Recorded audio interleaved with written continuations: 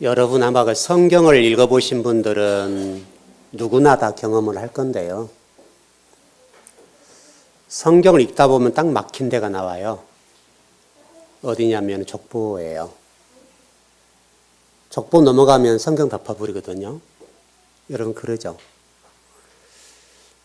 주님께서 그런 말씀 하셨어요.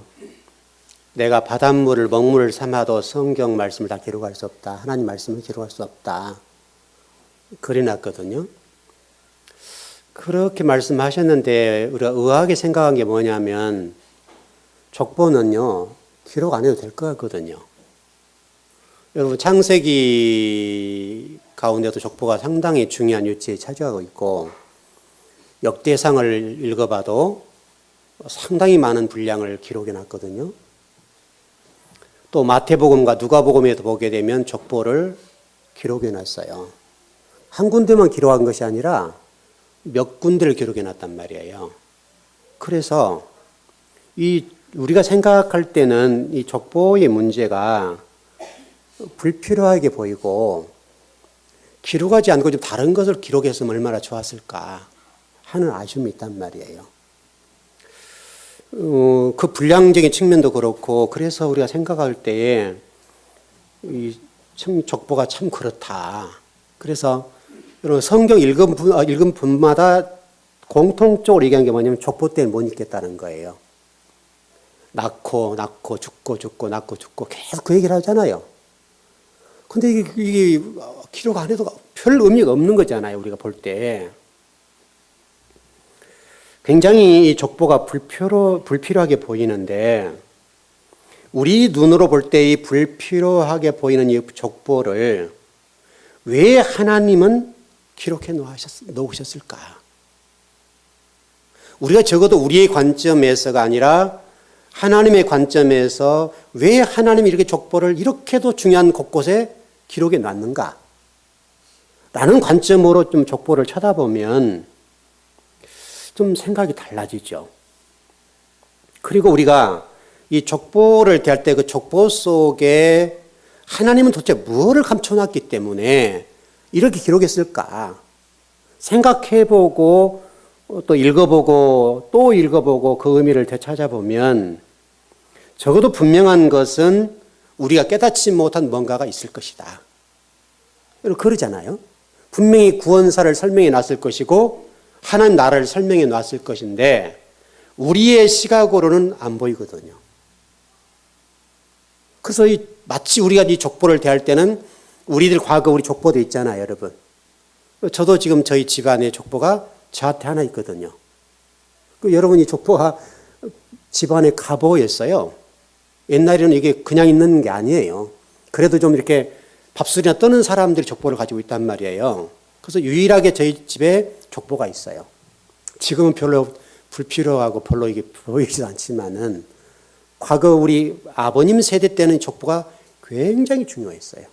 그래서 저희 아버지도 논을 팔아서 그때 당시에 제가 듣기로는 2-3마지 값이라고 그랬어요. 족보가. 그렇게 중요한 거라고요. 그러니까 그렇게 중요한 거잖아요, 우리가. 근데 하나님께서도 이 족보를 기록할 때 그만큼 중요할 거라 이 말이잖아요. 뭔가를 말씀해 놓으시고 뭔가를 얘기하고 싶으신 것이 있으셨기 때문에 다른 것을 기록하지 않고 족보를 기록하셨을 거란 말이에요. 그러니까 우리가 1차원적인 우리의 사고와 우리 생각 속에서 성경을 보면 특별히 족보를 보면 불평과 원망밖에 안 나와요. 또 거기 오면 잠이 와요. 여러분 창세기 딱 읽다가 족보 나오면 덮어본단 말이에요. 다. 거의 가도 제가 알기로는 90%는 이 족보장이 나오면 성경 덮어요. 못 읽는 거예요. 뭐 이렇게 불필요하게 이렇게 기록했는가? 그런 생각을 한단 말이죠. 근데 놀랍게도 제가 이걸 유심히 좀 쳐다보고 또 쳐다보고 과연 하나님은 분명히 뭔가를 말씀하셨을 건데 이 족보 속에서 무엇을 감춰놨기 때문에 이렇게 기록해 놨을까? 쳐다보죠. 그래서 이 창세기 5장에 보면 당시 가인 종교에 비해서 비주류라고 하는 하늘 족보가 등장을 해요. 그래서 창세기 5장부터 아주 중요한 족보가 등장하는데 그 족보 가운데 6절에서 18절의 내용을 요약해 보니까 이렇게 돼 있더라고요. 낫코의 문제를 설명하는데 셋부터 시작해서 셋이 에노스를 낳았다. 그런데 성경은 뭐라고 설명하는가 하면 그 셋을 낳은 에노스를 낳은 나이가 105세였다. 그리고 에노스가 게난을 낳았는데 92세에 낳았다. 이렇게 설명하고 게난은 마할랄을 낳았는데 70세에 낳았고 마할랄레는 65세에 야렛을 낳았다고 설명해놨다고요. 그러면 가만히 쳐다보니까 셋부터 시작해서 야렛까지 오는 이 낳는 속도의 문제, 시간의 문제를 이렇게 볼 수 있는 거예요. 분명하게 셋은 에노스를 낳을 때 105세에 낳았는데 마할랄렛이 야렛을 낳을 때는 65세에 낳았단 말이에요. 굉장히 주목할 부분이에요. 자녀를 낳는 것은 성경에서 영적인 문제를 다루는 문제거든요. 영적인 문제를 다루고 있기 때문에 점점 복음이 빨라졌다는 거예요. 복음의 속도가 빨라졌다는 걸 설명하는 거예요. 그런데 놀랍게도 좀 내 얘기가 달라진 것이 야렛을 낳고 그 이후에 시간을 보니까 달라져요. 야렛이 그 이후에 자녀를 낳을 때 보니까 에녹을 낳았는데 162세에 낳았다 그랬단 말이죠. 그러니까 굉장히 줄어들었던 것이 갑자기 쭉 올라가는 거예요. 그렇게 돼 있죠. 그러니까 이 처음에 낳았던 셋보다도 훨씬 속도가 늦고 복음의 속도가 늦고 이 아이를 낳는 속도가 굉장히 더디다는 것을 볼 수가 있어요. 적어도 이 셋부터서 에녹까지는 6대예요. 그 연대가 굉장히 짧아졌단 말이에요. 근데 분명히 야렛 때 가서는 그 속도가 확 늦춰졌어요. 그래서 이 마할랄렐 때에 야렛을 65세에 낳았다고 하는 이 부분과 그 뒷부분을 쳐다보니까 다르게 해석이 되더라고요. 그래서 제가 여러 자료를 좀 찾아보고 또 다양한 것들을 찾아보면서 말씀을 좀 공부를 해보니까 의미가 있더라 이 말이죠. 그럼 마할랄이라는 사람이 야렛을 낳을 때 65세에 낳았으니까 굉장히 빠른 속도로 낳았단 말이거든요. 이 부분을 우리가 주목해 봐야 돼요. 우리는 에녹은 잘 알죠. 노아는 잘 아는데 마할랄은 모르잖아요, 우리가. 여러분 산상수훈에 보게 되면 이렇게 설명하죠. 의에 줄이고 목마른 자는 복이 있다. 그랬거든요. 근데 이 마할랄이라는 사람이 어떤 사람인가를 쳐다보니까 의에 줄이고 목마른 사람이었다는 거예요. 우리가 주목해야 돼요. 왜냐하면 우리 에녹이라고 하는 사람은 잘 알면서도 그의 할아버지가 누군지를 모르거든요. 그래서 제가 성경 외경 에녹 일서를 좀 뒤져봤는데 외경인 에녹 일서에 보니까 이런 말씀이 쭉 나와요. 좀 제가 읽어드릴게요. 에녹의 손자 라멕, 즉 무드셀라의 아들 라멕은 에녹의 증손자인 노아를 낳았다. 그리고 족보가 나오는데 아담, 셋, 에노스, 게란, 마할랄, 야렛, 에녹, 무드셀라, 라멕, 노아. 근데 이 노아가 주목할 부분이에요. 노아를 낳았는데 당시에 외경은 뭐라고 기록했는가 하면 이렇게 설명해 놨어요. 노아를 낳아보니 그의 얼굴은 빛이 났고 눈에서는 광채가 나서 천장까지 비추었다. 그러니까 노아가 낳았는데 그 광채가 천장을 비춰버렸다는 거예요. 지금 에녹서 얘기예요. 그래서 낳자마자 입을 열어 노아는 하나님을 찬양했다. 라멕은 겁이 나서 이 아이가 자신의 아이가 아니고 천사의 아들인 줄 알았다. 그래서 어찌할 바를 모르고 그의 라멕을 대신하여 무드셀라가 에녹이 있는 땅끝까지 가서 물었다. 에녹이 천지가 무너지는 꿈을 꾸고 크게 두려워할 때에 그의 조부 마할랄렛은 세상의 구원의 씨를 위한 족보다라고 권면했다. 그러니까 노아를 낳았는데 노아가 광채가 나버리니까 다르니까 깜짝 놀라가지고 지금 마할랄렛을 찾아갔다는 거예요. 왜 찾아갔겠어요, 여러분? 증조 할아버지잖아요. 증조 할아버지에 찾아갔다는, 아버지도 아니고 할아버지도 아니고 증조 할아버지에 찾아가서 노아가 낳는데 이렇게 지금 생겼습니다. 왜냐하면 그때 당시에 아들이 낳는 부분이 천사의 아들들 이런 어떤 당시의 문화가 있었어요. 천사가 아들을 낳는 이런 그 장식의 신화들이 있었기 때문에 깜짝 놀라가지고 노아가 혹시 내 아들이 아닌가 놀랐다는 거예요. 그래서 증조 할아버지인 마할랄이 찾아가서 노아를 낳는데 지금 이렇습니다 라고 얘기하니까 뭐라고 얘기하면 그것은 세상의 구원의 시다 라고 얘기를 했다는 거예요. 우리가 아는 대로 에녹 같은 의인이 없었다고 한다면 노아는 나지 못하겠죠. 그러나 더 주목할 것은 우리는 에녹이 아닌 이 마할랄렐에 산 사람이 당시 어떤 사람이었는가를 설명하는 문제예요. 왜? 증조 할아버지 찾아갔다는 얘기는 그때 당시 영적인 흐름의 모든 문제를 굉장히 중요하게 생각했던 할아버지라는 거예요. 마할랄레스 당시 어떤 분이었는가 하면 가인 시대잖아요, 여러분.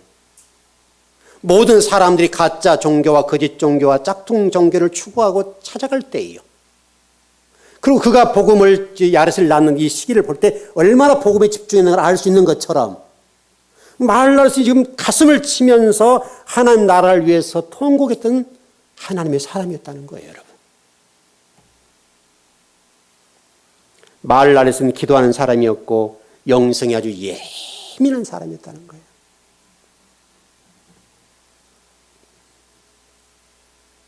여러분, 마할랄이 기도하는 것은 쉽지 않을 거예요. 왜냐하면 모든 사람들이 가인 종교를 우상화하고 추종을 했어요.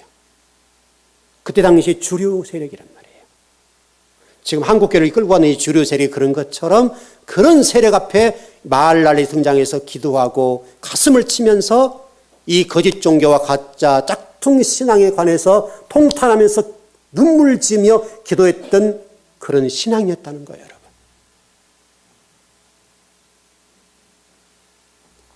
그래서 이 족보는 우리들에게 바로 이와 같은 것을 가르쳐 주면서 우리들에게 지금 진리가 증거되어지고 전해지는 전수되는 이 과정이 아무런 피 흘림 없이 오지 않았다는 거예요, 여러분. 이런 마할랄과 같은 이런 당시의 그 주류 세력과 같은 종교에 정말 피를 토하는 심정으로 기도하고 중보하고 복음을 증거하기 위해서 애를 썼던 그런 우리 신앙의 선배들, 선조들을 통해서 여기까지 복음이 왔다는 거예요, 여러분.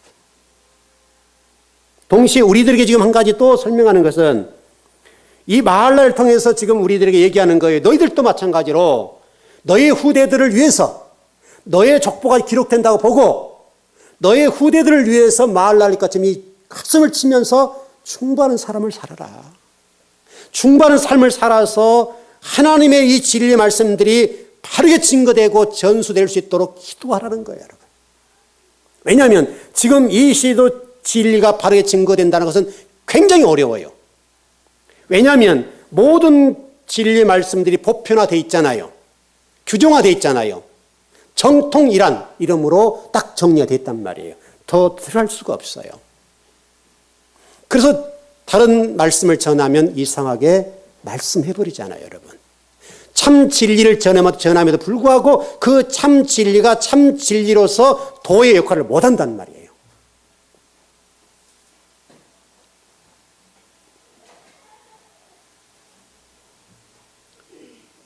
우리 이후로 만일에 우리 이 시대의 이 상황을 보면서 마할랄처럼 가슴을 치고 의의 주로 목마른 자와 같은 기도와 중보를 하지 않는다면 또 그 가짜 종교에 대항하고 저항해서 진리를 대변하는 역할을 못한다고 한다면 우리 이후 시대에 하나님의 나라는 반드시 축소될 수밖에 없어요.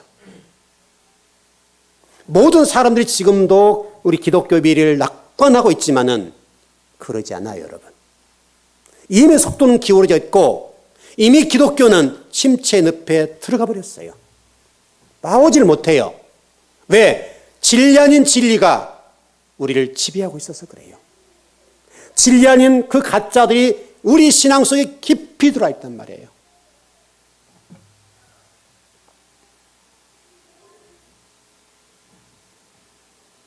더 놀라운 사실은 이 야레 시대를 보면 그의 아버지는 가슴을 치면서 통곡을 했어요. 그런데 이 야렛이 그 당시에 얼마나 어려웠는가를 알 수가 있어요. 야렛이 에녹을 낳을 때 시간표를 보게 되면 162세예요. 그만큼 가인 종교의 저항이 심했다는 것을 볼 수가 있어요.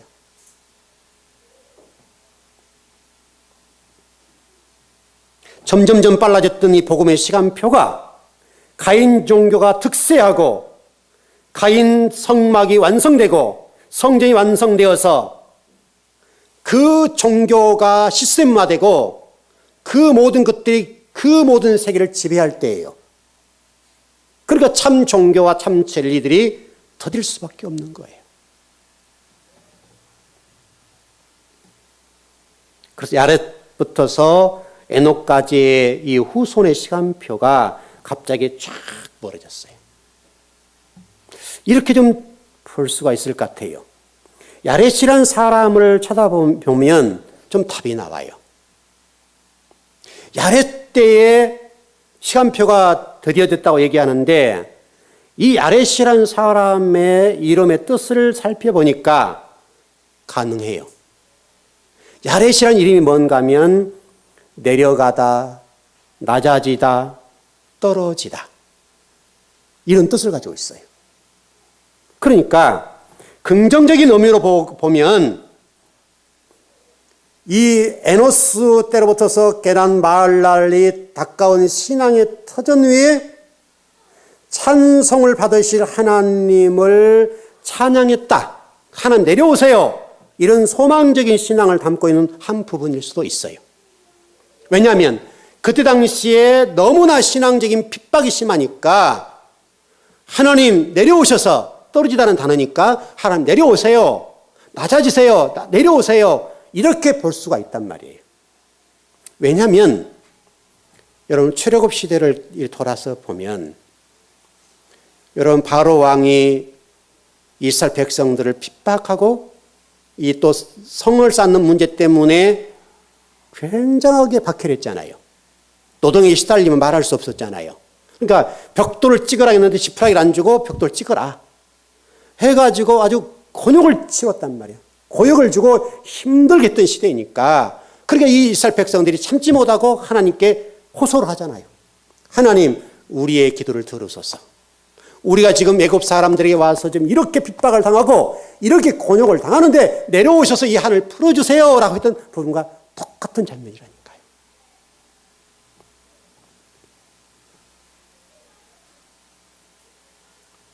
야렛은 가인 종교의 득세로 인해 많은 어려움을 겪었다는 것을 짐작할 수가 있어요. 또 하나는 가인 종교의 득세로 인해서 야렛 시대에 복음 전달이 더디었다.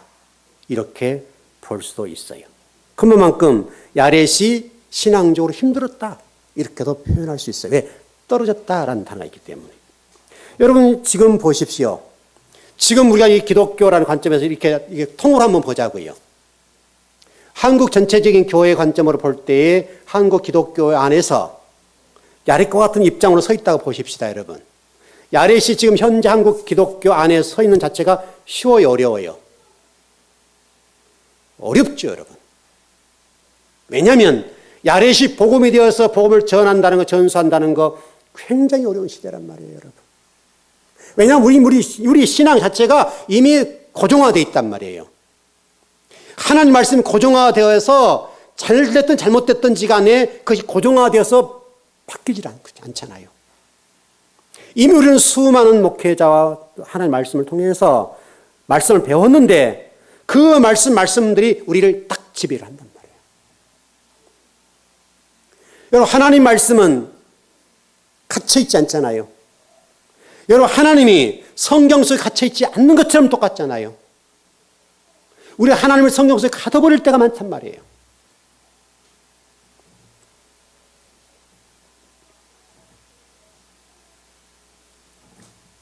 잘 보시면 아담 때부터서 요한계시록까지 창세부터 요한계시록까지 한번 봐보세요, 여러분. 참 신앙인들, 하나님의 그루터기들, 하나님의 나라들, 그 소수의 하나님 나라들이 어떻게 버텼는가를 보라고요. 거의 변방에 있었어요. 거의 생명만 유지하고 가요. 그 하나님의 적극적인 도움으로 거의 생명을 유지하고 가는 정도예요. 그 싸움은 끊임없이 우리 지난 금요일 공부했던 것처럼 여러분 엘리야 시대를 봐보시는 것처럼 여러분 엘리야 시대의 영적인 상태를 보자고요. 갈멜 산상에 모여서 한판을 뜨는 거잖아요. 하나님의 사람 한 사람과 이방 거짓 종교의 선지자들 850대 1의 싸움을 한단 말이에요. 여러분 상상을 해보세요. 850명의 목회자와 한 사람의 목회자가 싸웠다고 생각해 보세요. 누가 이기겠어요, 여러분? 모든 사람들이 850명이 있을 거 아니야, 이 말이죠. 그때 그 제단에 불이 붙는 그 과정 이전에 수많은 사람들이 엘리야 편을 서 있지 않단 말이죠. 대부분이 다 바알과 아세라 선지자 편에 서서 그들을 지지하고 찬양했단 말이죠. 여러분 그 사람들이 그를 얼마나 찬양하고 뜨겁게 하고 했는지 성경을 읽어보세요. 열왕기상 18장을 읽어보게 되면 당시에 그 상황이 잘 전개되어 있어요. 설명되어 있어요. 얼마나 엘리야 선지자가 외롭게 싸우는가를 볼 수 있단 말이에요. 우리가 지금 그 자리에 서 있다고 생각해 보세요. 여러분들은 엘리야 편에 서겠어요? 아니면 850명이라는 목회자 편에 서겠어요?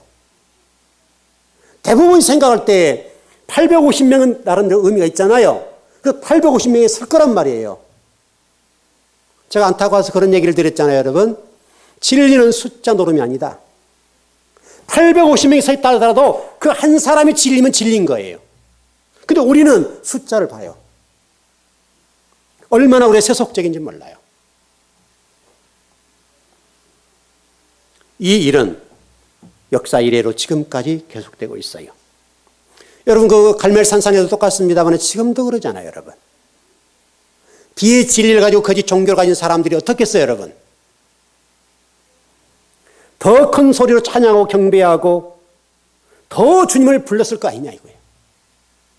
여러분 훨씬 엘리야 반대편에서 섰던 사람들이 찬양도 우렁찼을 것이고 찬송가를 부르며 주님 이름을 부르며 얼마나 아우성을 쳤겠어요. 얼마나 주님을 사랑한다고 했겠냐고요. 그러나 불은 하늘 위로부터서 땅으로 내려와 그 번제단을 살아버렸어요. 하나님은 그렇게 역사하세요. 인간의 힘으로 되는 거 아니에요. 하나님의 능력으로 위에서부터서 내려와서 제단을 태워버렸어요.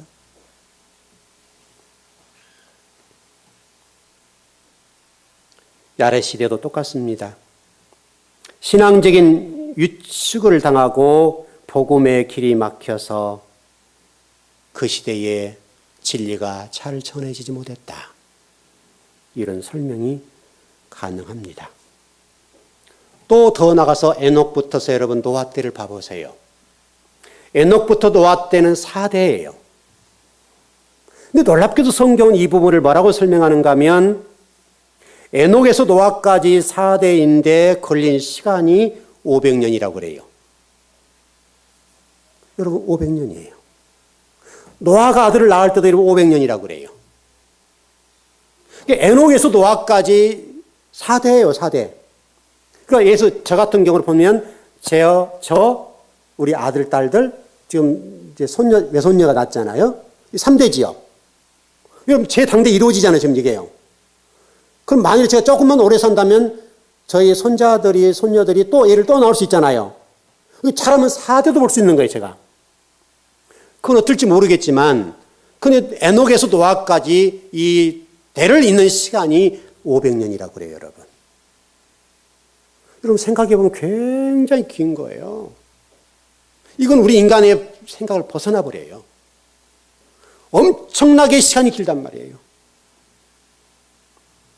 곧 이 얘기는 당시 가인 종교에 의해서 엄청난 핍박과 또 우리식으로 하면 경제적인 어려움과 영적 고난과 박해라고 하는 것들이 극에 달했다. 그렇게 볼 수 있는 거예요. 왜 그것을 그렇게 이해할 수 있는가 하면 노아 시대에 여러분 200억 명의 300억 명의 사람들이 존재했는데 그때 노아가 120년 동안 피를 토하는 심정으로 복음을 전했단 말이에요. 곧 하나님이 심판한다. 곧 홍수가 되어서 이 전세를 심판할 것이라고 120년 동안 외쳤단 말이에요. 여러분 종말을 외친 거잖아요. 종말을. 심판을 외쳤단 말이에요. 심판을. 그런데도 자기 가족 외에는 아무도 그 복음을 듣지 않았어요. 여러분. 듣지 않았다는 것은 당시 이 가인 종교의 힘이 얼마나 대단했는가를 볼 수 있어요. 여러분. 그만큼 당시 가인 종교의 힘이 굉장했다고요. 굉장했어. 노아 시대도 마찬가지입니다만 에녹에서 노아까지 과정 속에서 우리가 잊지 말 것은 여러분에게 전해진 이 진리가 그냥 주어진 게 아니에요. 우리가 지금 이 설교 듣는 이 설교도 그냥 된 게 아니에요. 어떻게 보면 저의 피눈물 나는 저의 인생을 쪼개고 나누는 시간이에요. 제 생명을 단축시켜서라도 말씀을 공부하는 그 어떤 것 때문에 여러분에게 족보가 열리는 거예요. 여러분이 족보 얘기를 처음 듣는 거잖아요. 그러니까 이 내용들이 결코 값싼 복음이 아니라는 거예요. 그러니까 우리가 진리를 듣는다는 것이 얼마나 감동스럽고 감사하고 기쁜가라고 하는 것들을 느껴야 돼요. 여러분 광야에서 하나님께서 말씀을 전하셨잖아요. 참 돌을 전하고 만나와 메추라기를 먹였잖아요. 그런데 여러분 그 이스라엘 백성들이 구했던 게 뭔가요, 여러분? 하나님 말씀을 구하지 아니하고 육적이고 세상적인 애굽을 구하고 애굽의 음식을 탐하고 애굽의 문화를 탓하고 우리는 가야 된다는 거예요. 돌아가야 된다는 거예요. 하나님은 구원의 길로 인도했고 생명의 길로 인도했음에 불구하고 과거 그 고난의 시간으로 들어가야 된다는 거예요. 종된 삶으로 들어가야 된다고 얘기를 하는 거예요.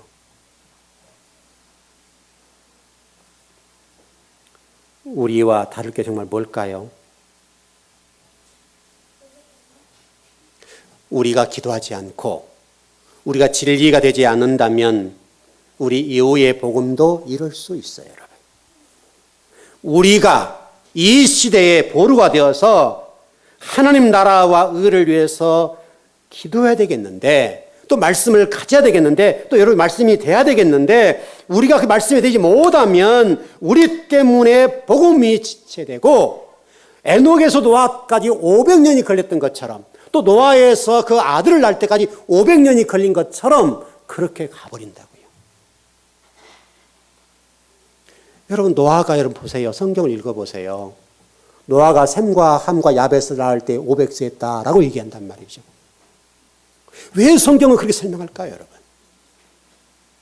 왜 하나님께서는 노아에 관련된 말씀을 기록하면서 노아가 아들을 낳을 때 500세다. 또 에녹에서 노아까지가 500년이다. 이렇게 말씀하냐 이 말이죠.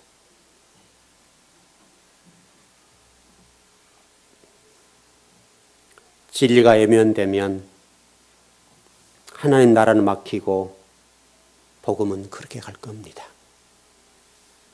앞으로 우리 이 시대를 살아가면서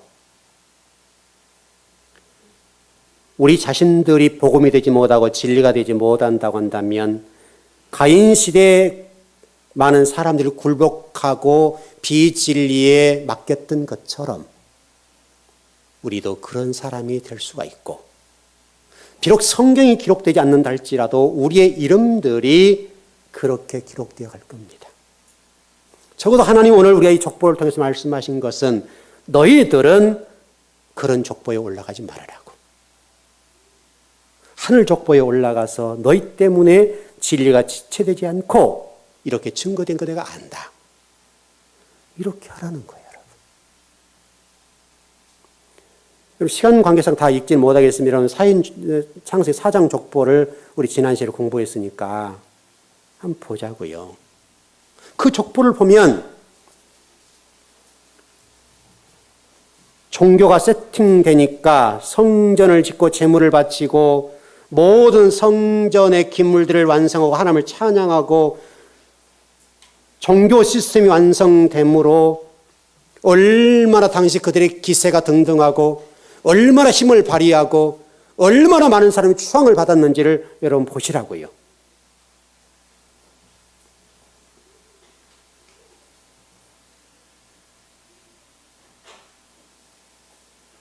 여러분, 진리는 유행 따라 흘러가지 않아요. 또 삶과 배경 때문에 달라질 수가 없어요. 언제나 동일해요. 우리가 한 가지 생각해야 될 것은 우리의 귀가 막히지 않고 진리가 들려지고 깨달아지는 복이 우리에 있어야 되는 거예요. 지금 이 시대도 하나님은 많은 주의 종들을 통해서 주의 나라를 설명할 거예요. 언제나 그랬던 것처럼 하나님의 구원사는 중단된 적이 없어요. 언제나 누군가를 통해서는 전해졌어요. 다만 우리가 귀를 닫았을 뿐이에요. 가인 종교를 통해서 우리가 하나 배울 수 있는 것은 세상 사람이나 그리스도인도 마찬가지지만은 종교 시스템이 완성되면 사람들은 더 이상 복음을 듣지 않는다는 거예요. 이 무서운 거예요. 그것이 야레 시대에 결정적으로 드러나요. 그리고 창세기 5장부터 노아 때까지 500년이 걸렸다는 사실을 통해서 우리에게 설명해요. 왜냐하면 가인 시대와 지금 이 시대가 동시대 사람들이에요. 이 동시대에서 이루어지는 일들이에요. 이 동시대에 이루어지는 일들인데 가인 종교가 득세를 해버리니까 가짜 종교잖아요, 여러분. 거짓 종교잖아요. 그것이 득세함으로 참 종교가 힘을 발휘하지 못해요. 누구 때문에 그래요? 사람들 때문에 그래요. 숫자 때문에 그래요. 놀랍도록 여러분 그 창세기 4장 23절 24절 말씀 보면 이 장면에서 지금 가인 종교가 하나님과 맞짱 뜨는 장면이 나와요. 라멕 때의 얘기죠. 라멕이 얘기해요. 아내들에게 말합니다. 아내들은 여러분 여기서 이사라는 단어고 여자라는 말이에요. 그 아담 아들 향해서 지금 라멕이 얘기해요. 종교, 가인 종교의 대표로서 하나님과 맞짱 뜨면서 얘기를 해요. 무슨 얘기를 하냐면 자기가 심판자처럼 자기가 구원자처럼 등장해서 얘기를 한단 말이죠. 생명의 주관자이신 하나님과 맞짱을 뜨고 있고 종교가 세팅되니까 하나님과 맞짱을 뜨는 거예요. 여러분 지금과 뭐가 다릅니까? 우리가 하나님을 찬양하고 하나님 이름 부르지만 실질적으로 우리 삶 속에서 하나님과 맞짱 뜨는 일이 얼마나 많아요.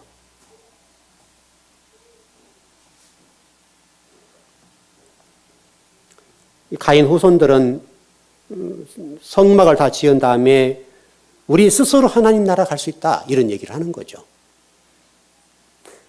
구원의 주체가 하나님에게서 인간으로 급속하게 이동하는 신앙 고백적인 문제가 창세기 4장 23절 24절에서 나타나는 거예요.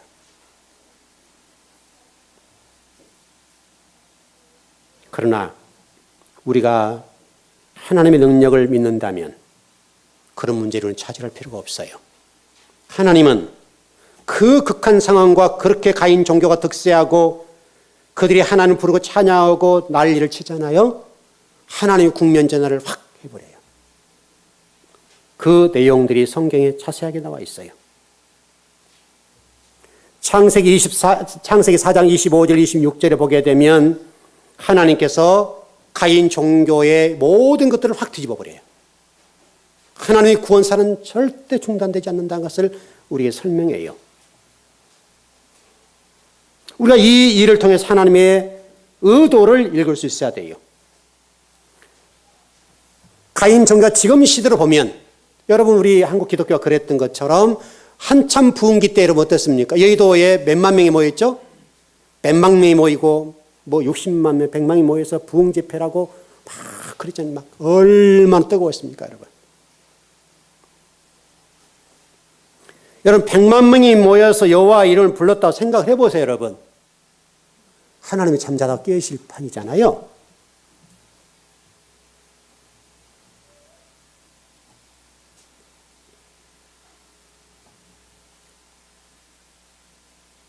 우리가 하나님 복음은 그렇게 전해지지 않아요.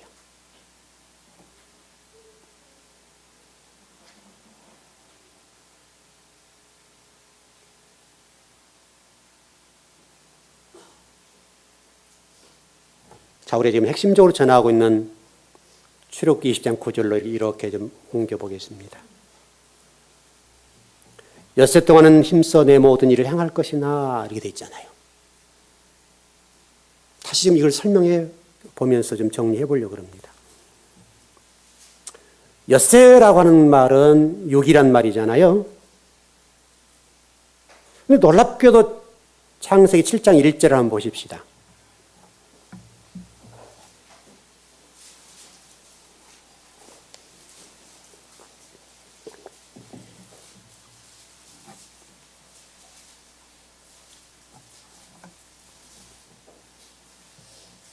예, 창세기 7장 1절, 예, 같이 한번 시작.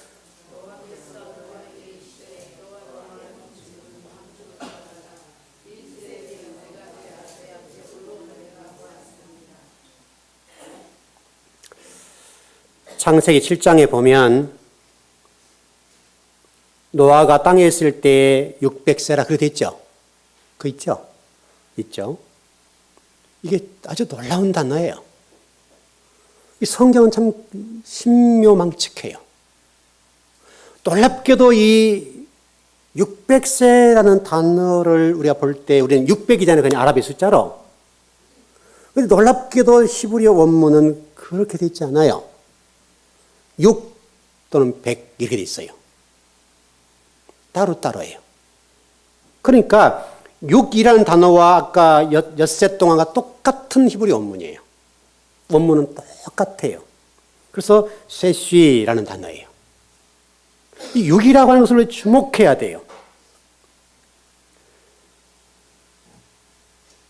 노아가 600세 되던 해에 어디로 갔습니까? 여러분, 노아가 600세 때 어떻게 됐죠? 어떻게 역사적으로 이루어졌습니까? 뭐 했죠?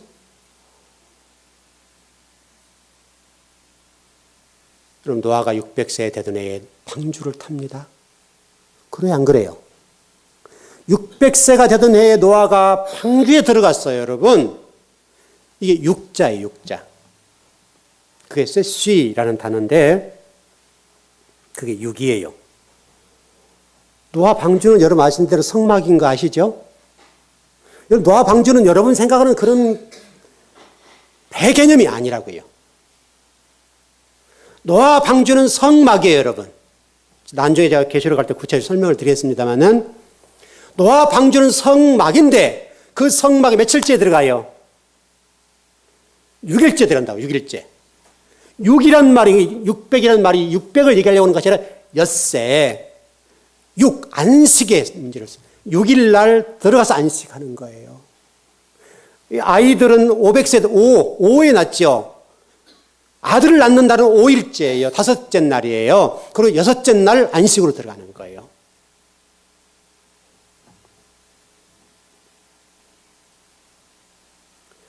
더 놀라운 사실은 노아 방주 안에는 노아 가족만 들어가지 않았죠. 정한 짐승과 부정한 짐승이 들어갔죠. 그리고 얼마나 살았습니까, 여러분? 1년. 1년을 살았어요. 한번 그림을 그려보세요. 여러분, 그 각종 짐승이 다 들어가 있습니다. 그리고 부정한 짐승이 들어갔습니다. 하나님은 뭘 말씀하는 거예요, 이게 도대체? 왜 성경은 노아 방주 속에 사람을 좀 더 집어넣어야 되는 건데 그 속에 정한 짐승과 부정한 짐승에서 우리는 이렇게 얘기하잖아요. 부정한 짐승은 잡아먹고 정한 짐승은 하나 옆에 뭐 재물 드리게 이런 개념이잖아요. 그것도 상당히 발전한 거죠. 하나님이 여기서 8 식구가 들었다는 것도 주목해야 되고, 여러분 8이라는 말이 부활의 숫자죠. 그렇죠? 여러분 공부하시면 이해하시죠? 8은 1에 하나 보탠 거죠. 더한 거죠. 그러니까 부활 개념이고, 이해되시죠? 8째 날이라고 그랬잖아요. 8째 날. 여러분 8째 날은 부활과 관련됐다고 설명드린 적이 있어요. 여러분 기억이 나시는지 모르겠는데 그렇게 설명할 수가 있고요. 이 노아 방주 안의 성막 안에 여러분이 살고 있는 곳과 똑같아요. 똑같은 얘기를 하는 건데 무슨 얘기를 하는가 하면 여러분이 진리가 되어 있으면 그 안에 비진리를 가진 사람이 있다 하더라도 문제없다. 그게 방주 얘기예요, 여러분. 이해되시나요, 여러분? 그러니까 부정한 짐승과 정한 짐승들이 있는데 이건 뭐 얘기하는가? 짐승이 단순히 짐승 얘기하는 것이 아니라 하나님 복음을 가진 자와 안 가진 자가 같이 섞여 있다 이 말이 섞여서 사는데 놀라운 사실은 내가 진리가 되어 있고 노아가 진리가 되어 있으니까 문제가 안 되더라는 거예요. 여러분이 이 땅에 살면서 진리가 되어 있다고 한다면 진리 없는 사람들과 같이 생활을 해도 그들 앞에 전혀 문제 안 된다. 그들이 지배를 안 받고 영향을 안 받는다는 거예요. 왜? 내가 진리니까.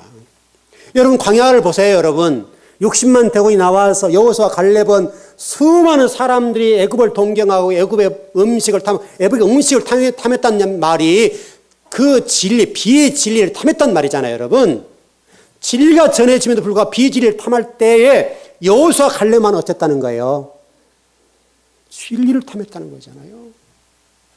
어떤 상황이 와도 원망 불평이 와도 여호수아 갈렙은 진리가 되어버리니까 문제가 안 됐다는 거예요. 여러분 방주와 똑같은 얘기를 하는 거예요. 지금 여러분에게도 똑같아요.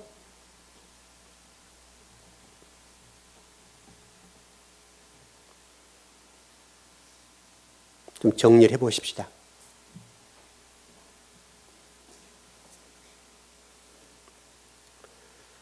여러분 가나안 땅에 이스라엘 백성이 들어갈 때 가나안이라는 것은 젖과 꿀이 흐른다 그랬잖아요.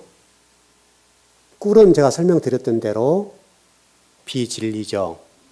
우리는 달콤장하니까 말씀이라고 생각하는데 꿀은 부패케 하는 거잖아요. 그러니까 무교병이라는 관점에 생각해 보면 무교병은 말씀이고 참도잖아요.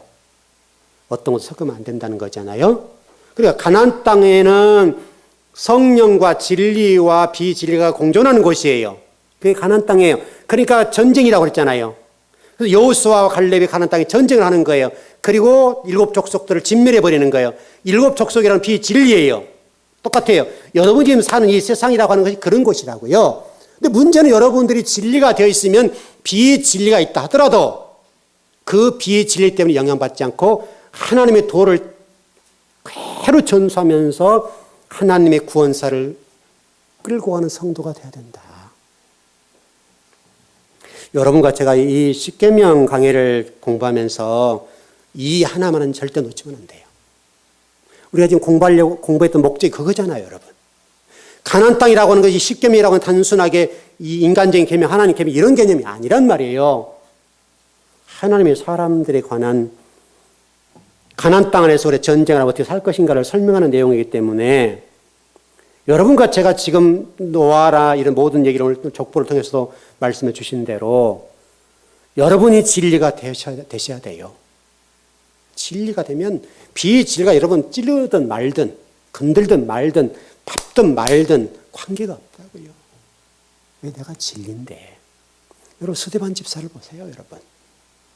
수많은 사람들이 스데반 집사의 돌을 든데 죽이잖아요. 근데 스데반 집사가 어떻게 됩니까, 여러분? 진리니까.